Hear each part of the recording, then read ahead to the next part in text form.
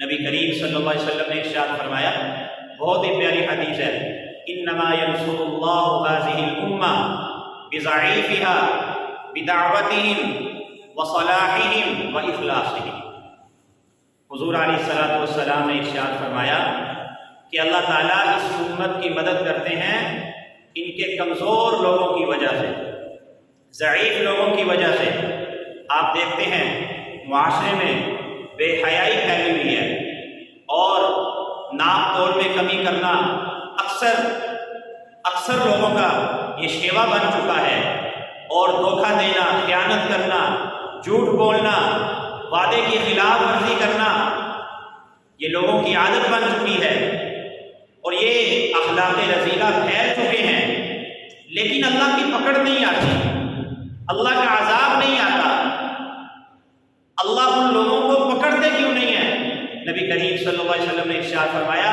انما ینصر اللہ هذه الامہ، کہ اللہ میری امت کی مدد کرتے رہتے ہیں بضعیفها، جو ان کا کمزور طبقہ ہے، جو کمزور لوگ ہیں، بوڑھے لوگ ہیں، جن کی معاشرے میں کوئی قدر و قیمت نہیں ہے، لوگ ان کو کمتر سمجھتے ہیں، اگر وہ سفارش کریں تو ان کی سفارش قبول نہیں کی جاتی، بضعیفها، کمزور لوگوں کی وجہ سے۔ جو مدرسے میں طالب علم پڑھتے ہیں، چھوٹے چھوٹے بچے قرآن کے طالب علم ہوتے ہیں، آپ ان کو مدرسوں میں چھوڑ آتے ہیں کہ یہ میرا بچہ قرآن حفظ کرے گا۔ وہ بچہ ایسا ہے کہ کھانے کے لیے خوراک نہیں ہے، پہننے کے لیے لباس نہیں ہے، لباس پھٹا ہے، جوتا نہیں ہے، لیکن اس بچے کا اپنے پروردگار کے ساتھ جو اس کا تعلق ہے وہ بڑا مضبوط ہے۔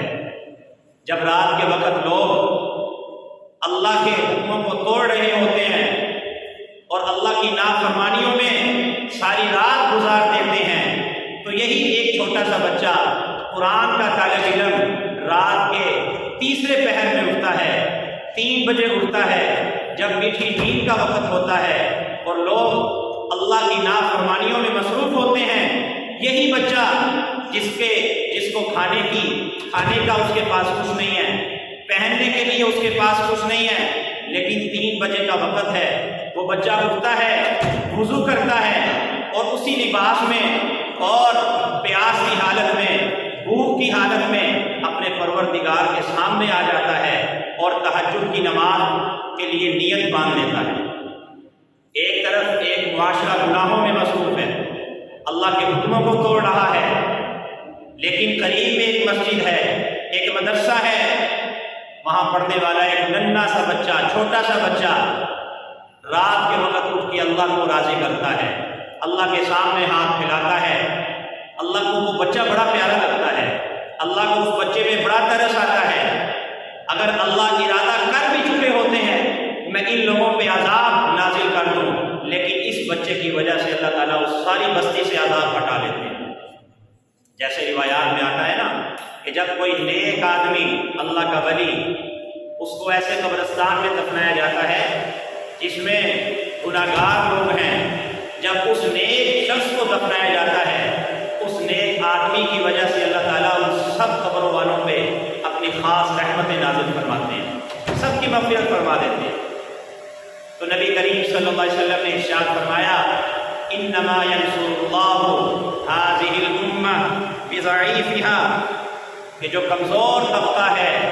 جس کی معاشرے میں قدر و قیمت نہیں ہے، بوڑھے لوگ ہیں، ان کی وجہ سے اللہ تبارک و تعالیٰ میری اس امت کی مدد کرتے ہیں، اللہ کا عذاب نہیں آتا۔